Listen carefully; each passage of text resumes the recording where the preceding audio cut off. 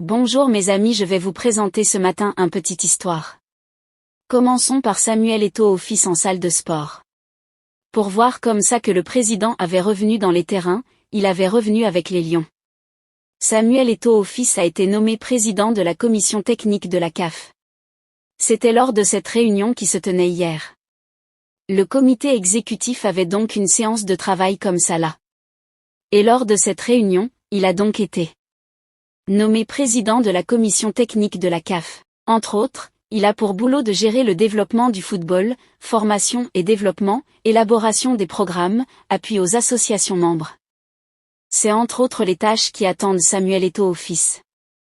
Il va donc devoir contribuer à ce niveau-là au football africain, c'est-à-dire élaborer les stratégies pour la formation, entraînement des arbitres, superviser les programmes de développement, collaborer avec les associations membres ou standardiser les pratiques.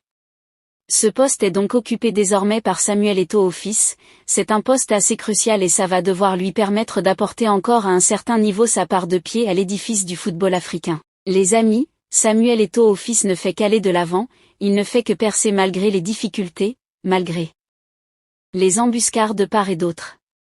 Bref, félicitations à toi, Pititi. Baleba, Carlos Baleba, encore avec ses acrobaties après avoir sauvé Bragton cet après-midi, il a marqué le but de victoire, un but technique. C'était cet après-midi donc, à la fin du match, il a fallu qu'il sorte son dernier pied gauche pour mettre au fond, l'angle. Ce but-là qui leur a permis de 3 buts contre 2, vous voyez son tir ici au départ de la balle et il a mis ça à l'angle où le gardien ne pouvait même pas se retrouver et c'est ainsi que son équipe a donc pu gagner les 3 points. Félicitations à toi. Le gars de plus en plus trouve aussi le chemin des filets, il n'est pas seulement bon au milieu mais c'est un joueur clé. Ça va faire monter les enchères les gars. En tout cas, je vais devoir vous laisser, c'était une très brève actualité comme je vous le disais. J'ai eu certaines petites rumeurs, je vais vous revenir encore avec ça. On nous parle d'une moto qui a renversé quelqu'un.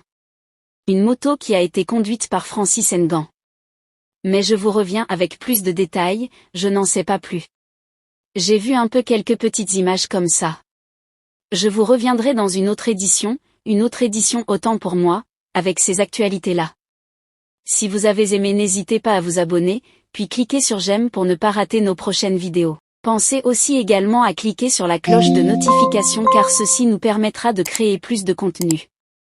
Votre soutien est essentiel et nous vous en remercions, merci.